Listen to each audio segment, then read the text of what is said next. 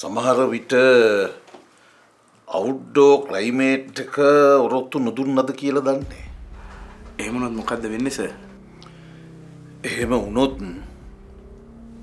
එයාව අපිට නැති වෙනවා. ඒක අපිට ලොකු පාඩුවක්.